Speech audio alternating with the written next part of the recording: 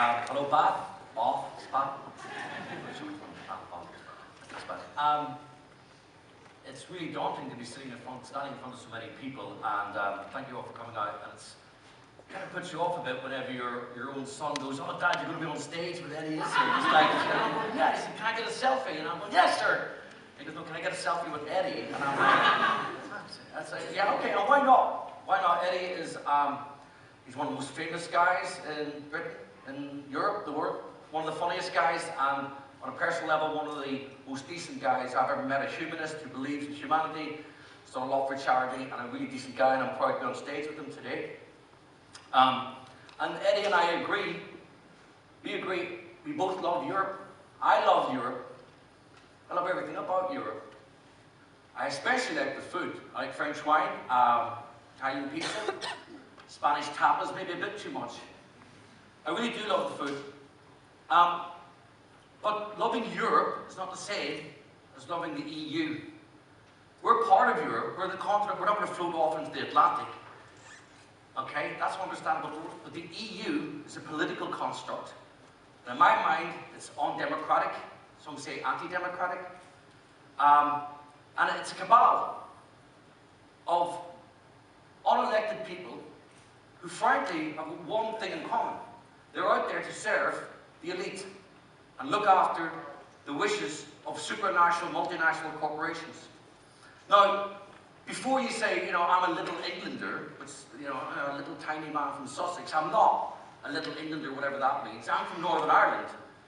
My wife's from Wales, my boys were born in London, we lived in Scotland for 10 years. I'm British, I love this country, I adore it, okay? I also love Spain, I'm particularly attached to Spain. Yo hablo un poquito español, so I understand that, I love it. I lived there for 6 months, I adore it. But when I first went to Spain, it was in 1974. Now that might sound like a long time ago, it goes like that, it wasn't really. And who was there? Franco, Hitler's Spain, was still alive when I was 9 years old. And next door, Salazar, he was a dictator in Portugal. And Poland was a dictatorship, and East Germany, the Berlin Wall, and Yugoslavia, and Romania, and Hungary, whatever, they're all dictatorships, some on the left, some on the right. Up until 1990, the Berlin Wall was still there, okay? And what freed Europe from that? How did those dictatorships disappear? Because people yearned for freedom, people yearned for democracy, people yearned to have control of their lives, and they rose up and fought for democracy. And in the case of Romania, about 600 or 700 people died before they took Ceausescu out and shot him. The dictator, they shot him. And people fought, and there was a small moment in time, about 1990, and between the Berlin Wall coming down and between the bloody Iraq War, the first Iraq War, there was a moment in time when Europe was at peace, and it was a beautiful moment. But all the time, in the background, there was this organisation called the EU, or the EC as it was then, I don't know. And it was quite, and in my opinion, it was there, sucking away quietly at democracy, but that we just achieved in Europe, and it was sucking, it was dragging it out, slowly but surely. And why was it doing that? Why is it dragging out and attacking democracy? And what is democracy, guys? Democracy is basically a very simple thing. It's the right to elect the guys who make your laws. And if you don't like them, you kick them out. And there's a war memorial around the corner, 2,000 names of people from Bath, young men, women and children. And the children died because the Germans came over one night and bombed Bath and killed 471 people. Meanwhile, we were bombing Dresden and killing thousands of them. It was war, it was disgusting, it was horrible. But it was a war for freedom and it was a war for democracy. So, yes, vote. I agree with Eddie, vote, absolutely, because that's what people fought and died for, okay? That's great. But like I say, there's this EU thing, and it's headed by commissioners. 28 fat, middle-aged white blokes, okay? Might get a job, and a couple of girls, you know? They're getting paid squillions. I don't know how much they're getting paid. But they effectively pass 70% of the laws in this country. You can look it up and Google it, guys. They propose laws that are rubber-stamped by the sovereign parliaments. Hold on a second.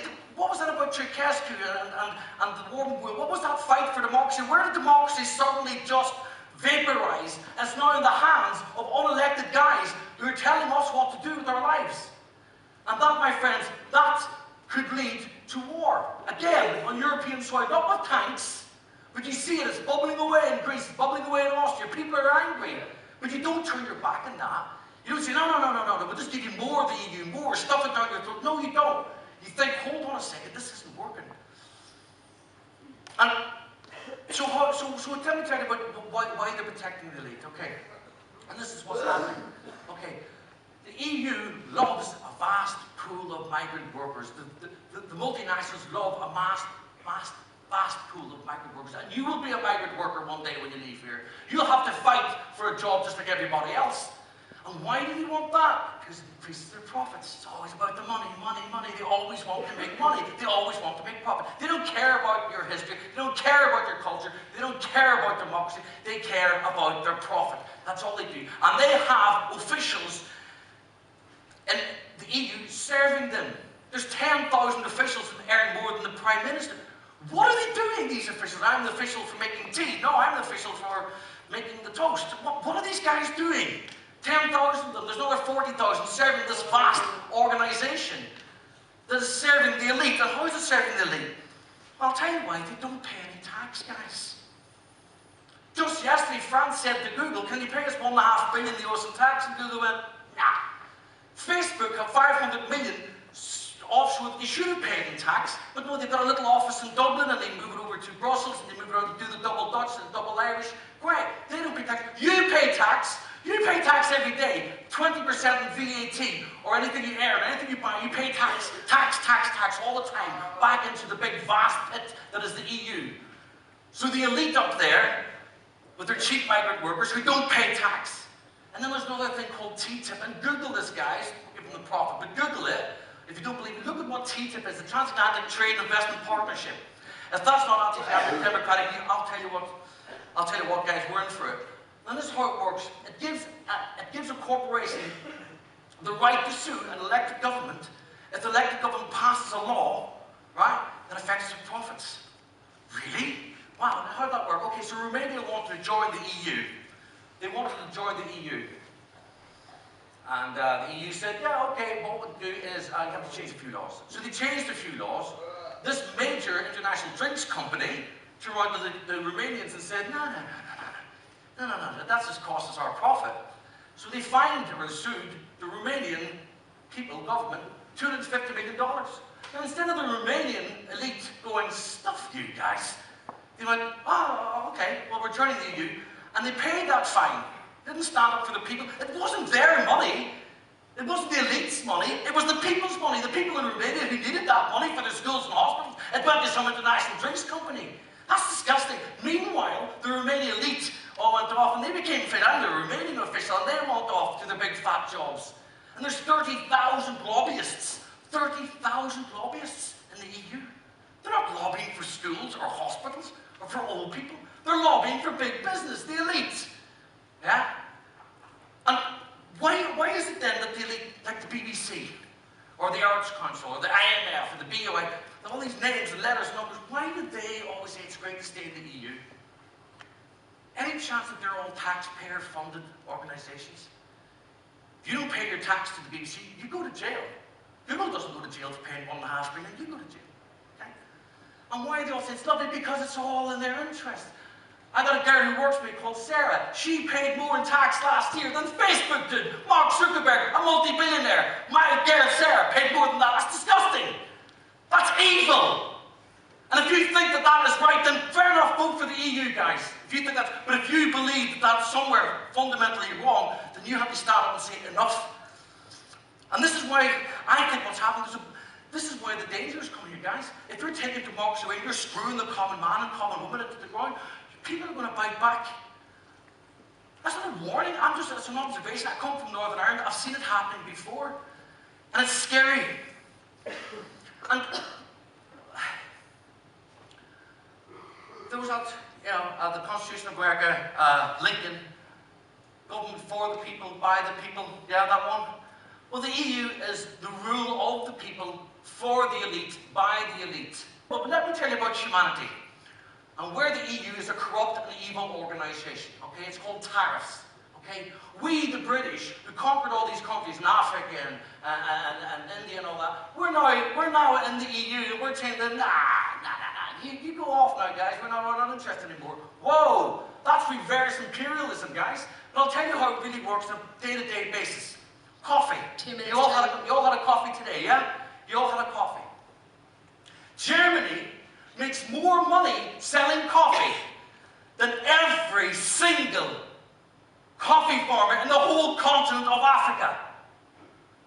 Germany makes more money selling coffee than every man, woman and child farmer out in the bacon sun, scraping away for a few coffee beans. And if you take it to the EU, you go, no, you guys, no, sod you. If you process those beans, we're going to charge you 60%.